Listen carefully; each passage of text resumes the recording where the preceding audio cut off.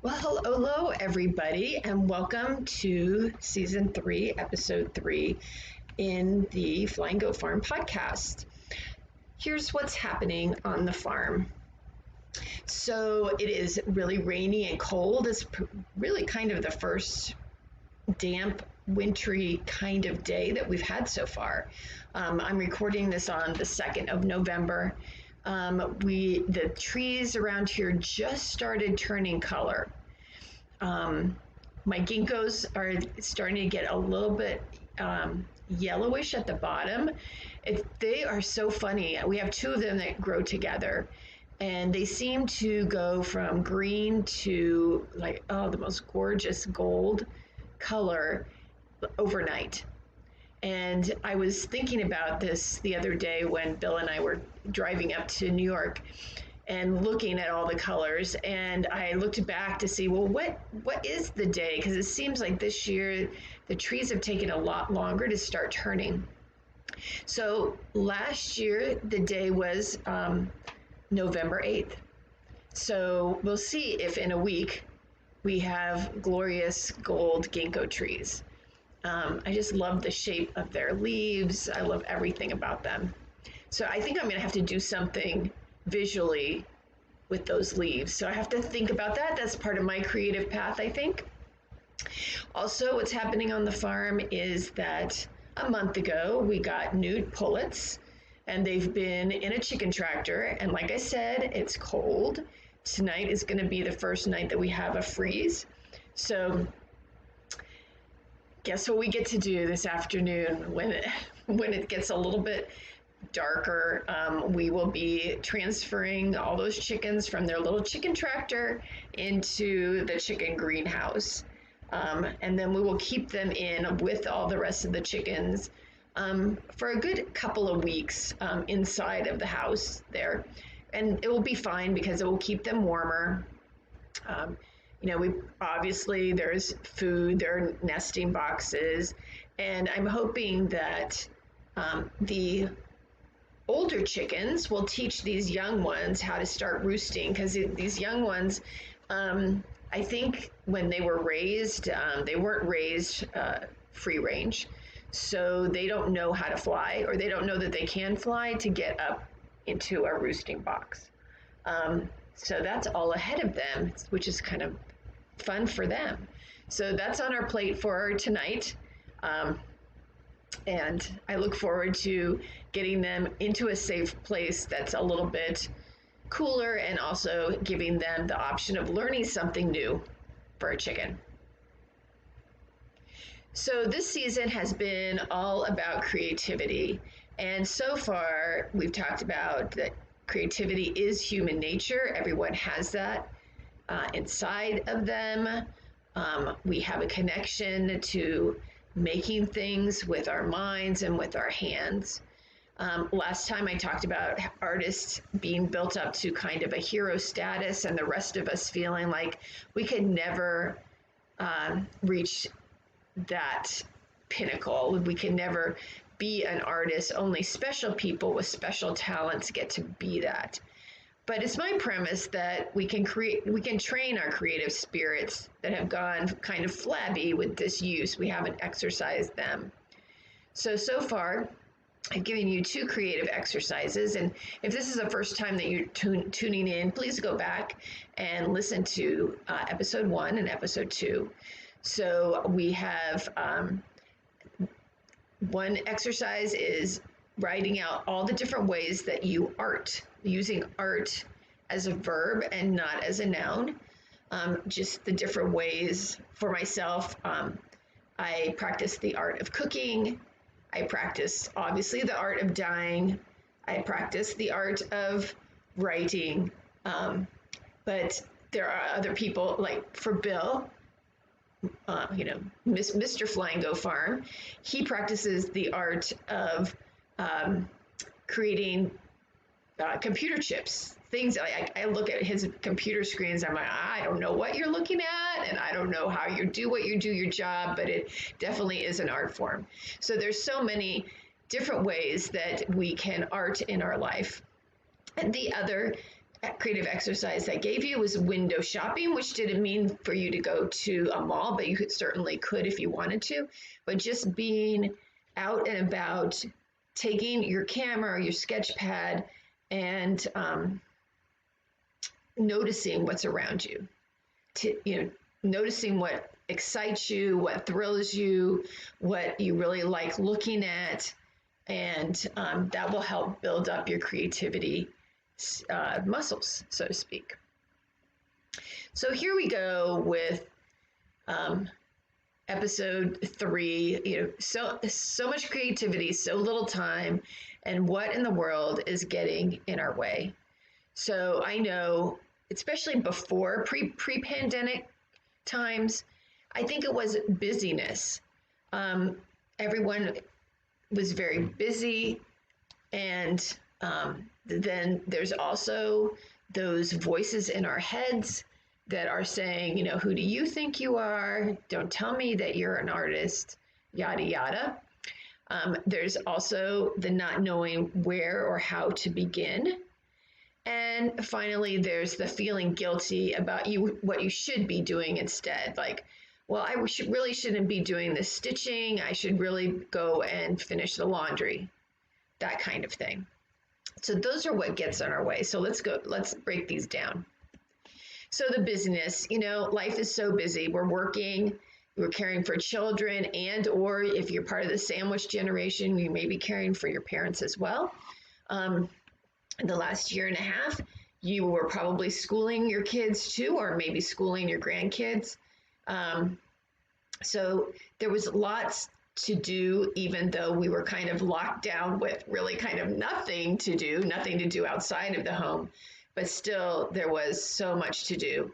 But even before the pandemic, there are music lessons and soccer games and ballet lessons and theater camp and cheerleading and football, all of these things that we are doing or our kids are doing. And, in a family, there are meals to make and dishes to do and laundry to wash, and you may be the person that is supposed to do that. Thankfully, I'm not the one that has to do the dishes. Bill does the dishes, but I'm the meals to make and the laundry to wash and the beds to make. I've sort of volunteered to do that part. So if you have one of those really extremely busy lives, when can you be creative? It's really hard to eke out some time when, you're, maybe you're one of those families where you're stopping at a fast food place on the way to soccer just so the kids can have something to eat. Just that level of busyness is around us. And then there's the committee, okay? The committee is my shorthand of talking about those voices in your head that try to thwart your creativity. And my committee has been very loud in various times of my life. My committee tells me that I don't have time. My committee tells me I don't have talent. My committee asks me, who do you think you are? Of course, they tell me that I can't draw. They tell me I'm not an artist. And, in that sense, my committee is right. I can't draw. It's not a skill that I have, but that doesn't mean that I'm not an artist. They show up when you are feeling the most insecure in your life or in your creativity or what you're trying to do in that exact moment, because the committee doesn't just happen around creative stuff. I mean, the committee can happen in your workplace as well. And they show up when you're just not feeling confident in what you're doing and who you are. So our job is not just to ignore them. You can't just ignore and just try to keep going, because they keep getting louder and louder and more insistent until you start paying attention to them. What we have to do is we have to fire them. We have to tell them, go away and shut up. Especially if you hear these voices when you are sitting down to do something creative and one of them pops up and you just say, you have to be quiet for the next 10 minutes because I'm doing this thing. And after the 10 minutes, you can say whatever it is that you want. But for right now, you just be quiet. And I think we have to say that inside of our own bodies. I know that might sound like a little bit strange, a little bit woo woo, but that's the way to kind of banish them from thwarting every little thing that we do. And of course, then there's real life calling. And now that the world is opening up, you may be going back, you and your partner may be going back to work. You know, the time that you had saved because you weren't commuting now has to go back into commuting, so you have even less time.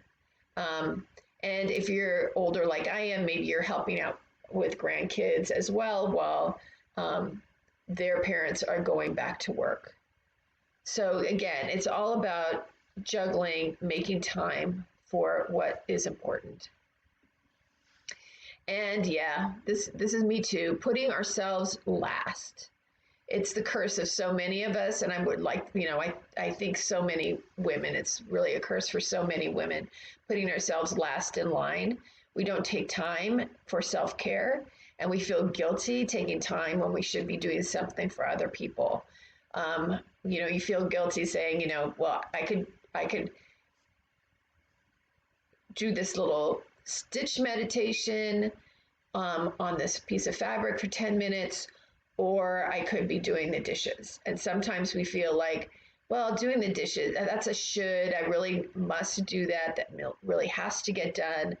And the stitch meditation or the creativity practice that I decided to do today, well, that can slide. I can do that tomorrow, and then tomorrow, and then tomorrow, and then eventually it never really gets done, right? And just remember about the what they tell you on the airplanes, right? When in the emergency briefing at the beginning, put on your oxygen mask before putting on the mask of your children or your parents or any other people that might need help. I believe that's the same thing for creativity. You can only feed others when we have fed ourselves. You can't just take, and so now, okay, let's go for the third metaphor. You just can't keep taking money out of the bank and not putting deposits into your life. So there you have three. We have the oxygen mask, we have feeding others and ourselves, and the bank metaphor. So all three of those are important and telling in this part of our creativity journey. Stop putting yourselves last. Start making time for doing what you feel, what you want to do, and what is important to you.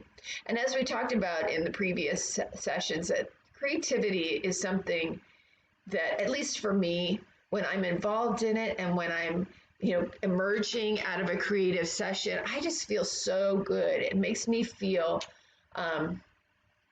kind of on a high in a way, like I just feel more energetic, and I feel really proud of myself, and I feel really happy and contented because I took that time and I completed that piece that I wanted to make, or I made a step in the right direction on that piece. I did this little part, and then so I'm getting closer to being finished with that little quilt or that drawing. Of course, I wouldn't be the one drawing, but you know what I'm saying.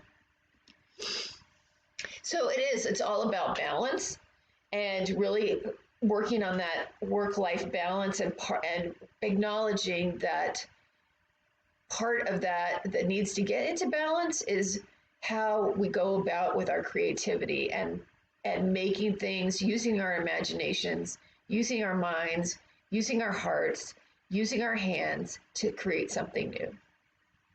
In the first season of the podcast, I talked with Dallas of Dancing Leaf, and she's somebody that I really admire because she has really found a way to balance her life.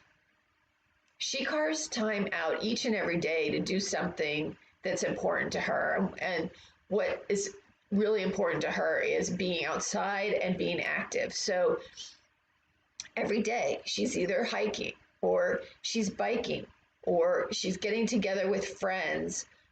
She always puts it in her schedule, and she doesn't um, she doesn't let it go by the wayside. So I know that it's hard to carve out time when you have a busy family life, but it's important. And so please do think about making some time. So how do we move forward creatively? So, strengthening our creative spirit is part of self-care. And just like I was saying, it'll make you feel rejuvenated and curious and energetic.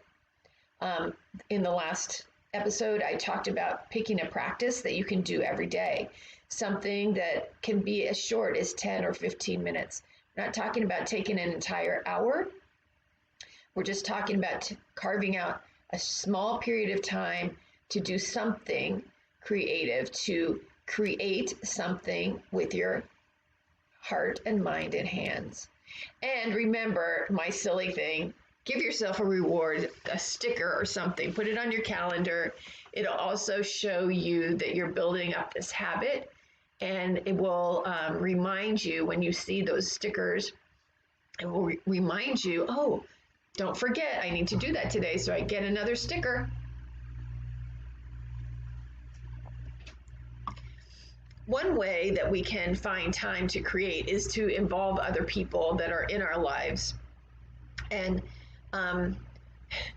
because I know this to be a fact in my own life as well, you can let yourself down a million times, but you probably won't let down a friend or a family member that's counting on you.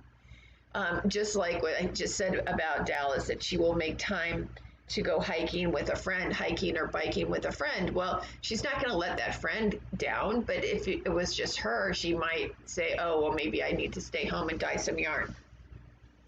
But so if you decided to, for your daily practice, to go out and take a walk with your camera, invite your kids to come along too, or your significant other, or a best friend.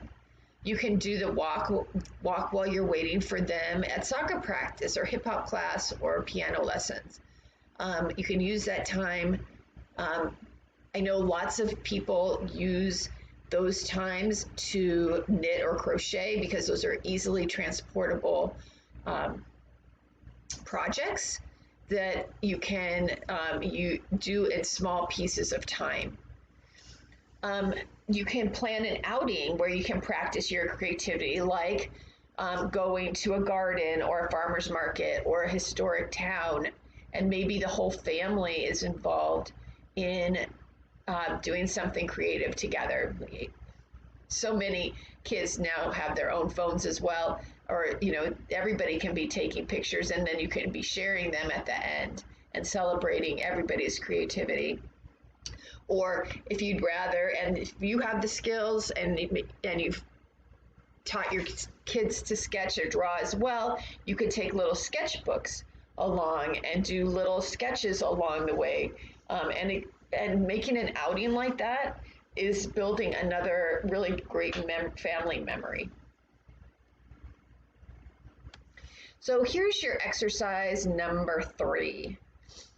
And in this one, I'm asking you to pick a color for a day or for a week. You can choose to pick a different color every day if you choose, and look for those colors indoors in your house or outdoors on your walks or when you're driving or even in your workspace. And so the colors could be such things as candy wrappers, game pieces, herbs or flowers or bits of fabric or bits of yarn, or something in the landscape, a flower, a tree, some bark, anything like that. So you're training your eye to be looking for a particular color or colors. Like I said, you could pick a different color every day, or you can pick, this week I pick green, next week I'm going to pick purple, the week after that I'm going to pick orange, something like that. And as you notice these things, document the color, take photos, build an album around the colors that you found. And not only is it a fun way to build your creative strength, but it also helps you to determine how you perceive color, what colors you gravitate towards, what subject matter you gravitate towards as well. If you're watching this on the YouTube or Vimeo channels, you can see that I developed a quick little collage in PicMonkey where I took, my color was green, and I found 7 pictures. I had to count. I was trying not to count out loud. So I took seven pictures that just happened to be on my phone that had very different shades and colors of green, and different subject matters, whether there was yarn or roving or landscapes. And then I just made it into a neat collage that can keep all those things together and say, oh yeah, I really love green. Green's my favorite color. So I hope that you do try this creative exercise. And I know that I've really loved doing this.